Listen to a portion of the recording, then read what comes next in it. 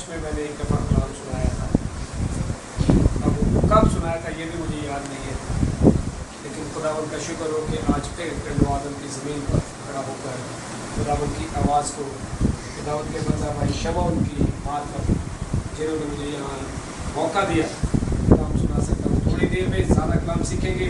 खुदावंद के पाक कलाम में से सुलेमान दना जो अकल हिकमत फहम का ज़मीन पर बहसियत इंसान हेड क्वार्टर समझा जाता है।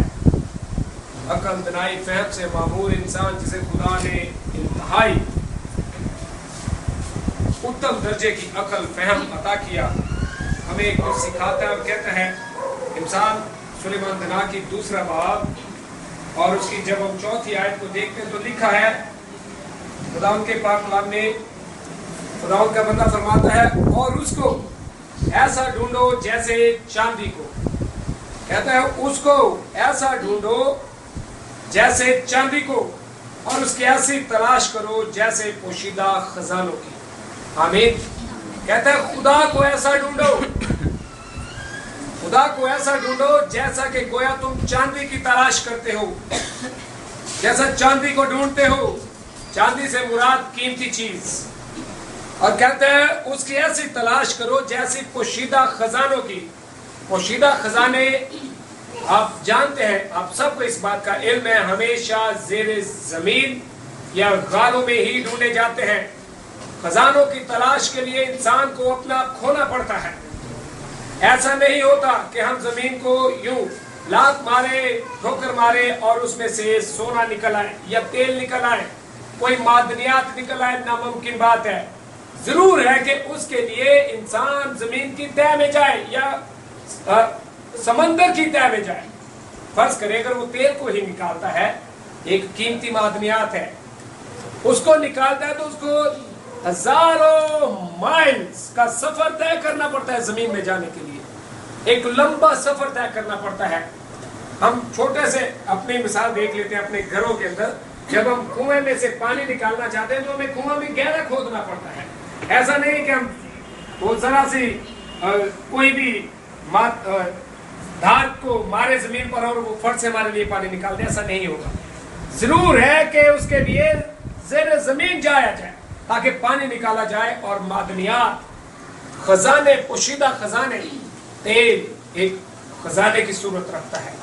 उसके लिए उतना ही गहरा जाना पड़ता है क्योंकि तेल में ही जहाज का भी, गाड़ियों का भी, डीजल भी, मट्टी का तेल भी और किस्म के तेल निकलते हैं। उसी तरह खजाने दूसरे, सोना गारों में जाना पड़ता है, चांदी कोयला बहुत दूर तक की बातें हैं। खैर हम उन्हें नहीं ढूंढेंगे, हम खुदा को ढूंढेंगे। आमीन। कहते हैं खुदा को ऐसा ढूंढो जैसे कि चांदी को। चांदी से मैं कह रहा था मुराद है कीमती चीजों की। हम अपने घर के अंदर देख ले, छोटा सा लौंग बहन एक से पहनती है, लौंग खो जाए जब तक वो मिल ना जाए तलाश छोड़ती नहीं। सोने की कोई और चीज खो जाए घर एक कर देती हैं। आदमी की जेब से चंद हजार रुपए आगे पीछे हो जाए वो उनकी तलाश में लगा रहता है जब तक के यकीन ना हो जाए कि वो अब नहीं मिल सकते। इसी तरह वो कहता है कि उसको ढूंढो, उसकी तलाश ऐसे करो, मतलब कि उसको ढूंढने में सुस्ती ना करो। खुदावंद का बंदा यसाया खुदावंद के पाक कलाम को हम तक पहुंचाता है और हमें कहता है यसाया के खुदावंद के पाक कलाम में से जब हम देखते हैं 55 बाब उसकी 6 आयत, खुदा का बंदा यसाया नबी फरमाता और कहता है जब तक खुदा मिल सकता है उसके तालिब रहो, हिम्मत ना हारो। हम चंद महीने चंद दिन बीमार हो जाएं और हमारी बीमारी पकड़ में ना आए तो हम खुदा को तर्क कर देते हैं। कोई और हमें आकर बुजुर्ग सलाह देता है और कहते हैं किसी सियाने नु वहां होता है, ऐसा अक्सर होता है, आप ना माने लेकिन होता है। इनू किसी सियाने नु वहां इंज कहता सियाने नु वहां जिंज यसू नहीं आना है बाकी सियाने ने यसू तो बड़ा क्यों सियाना है। हम अपनी तलाश उसकी तालिब रहने की जुस्तजू छोड़ देते हैं।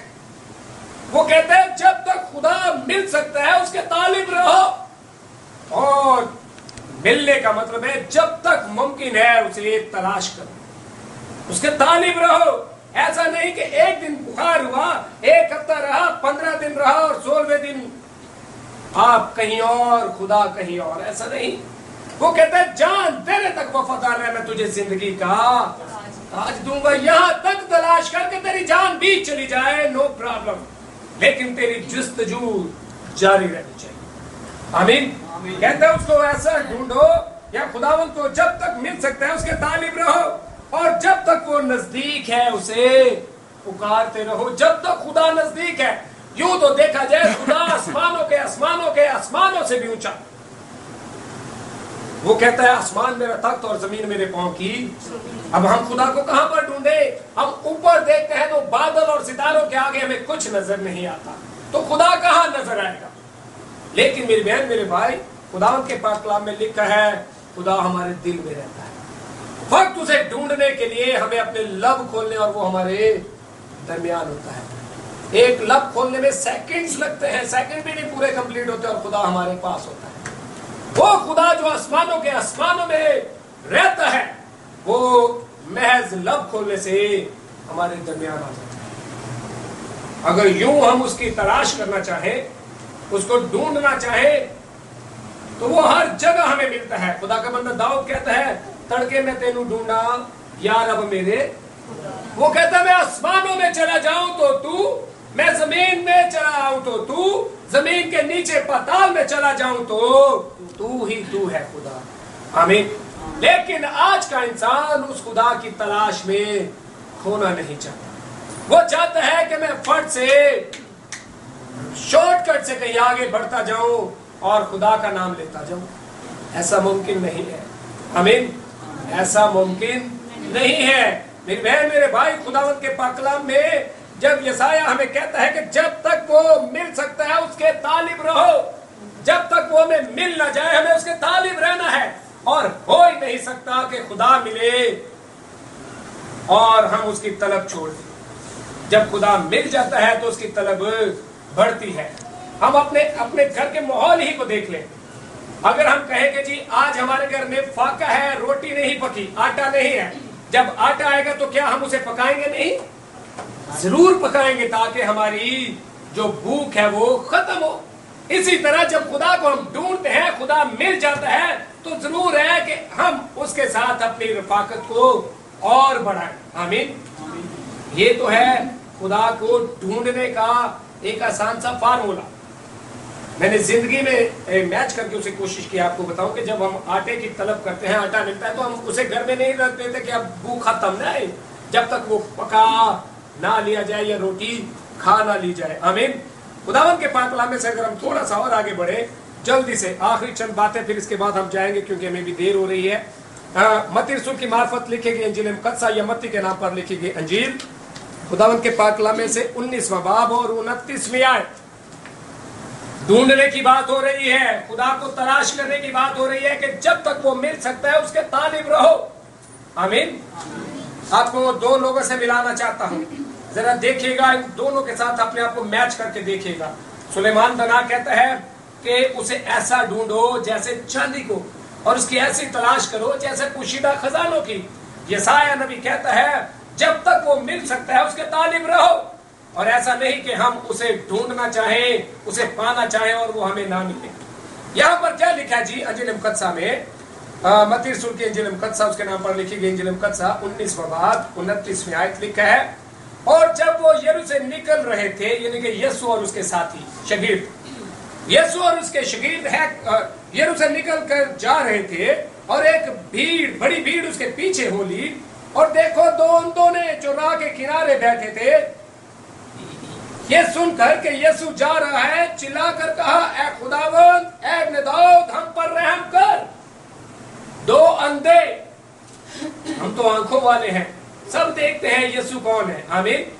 हमें सब पता है यीशु कौन है, इन दोनों को नहीं पता, इसलिए कि महज वो सिर्फ आवाज सुनते थे कि भीड़ जा रही है, बिन बनाहट है, बड़ा शोर है, और उस शोर में किसी की आवाज को या किसी को पहचानना, और वो भी अंधे होते हुए, क्या फनकारी है, एक्सीलेंट। मैं समझता हूं ये कमाल आदमी थे दोनों, अंधे। हमारे इलाके में एक पागल रहता है, बचपन का पागल, बचपन से वो पागल है। आप कहीं भी दुनिया के हिस्से में उसे छोड़ा है, वो वापस अपने घर लौट आता है। हर वक्त उसके राल टपकते रहते हैं, उसका कोई सेंस नहीं है, लेकिन उसे ये पता है कि मेरा घर कौन सा है। पागल है, उसे रोटी की परवाह नहीं है, उसे खाने की परवाह नहीं है, उसे कपड़े की परवाह नहीं, उसे अपने राल टपकने की परवाह नहीं है। हर वक्त उसका अजीब सा हुलिया रहता है बेचारे का। कोई उसे प्यार नहीं करता होगा, मैं समझता हूँ।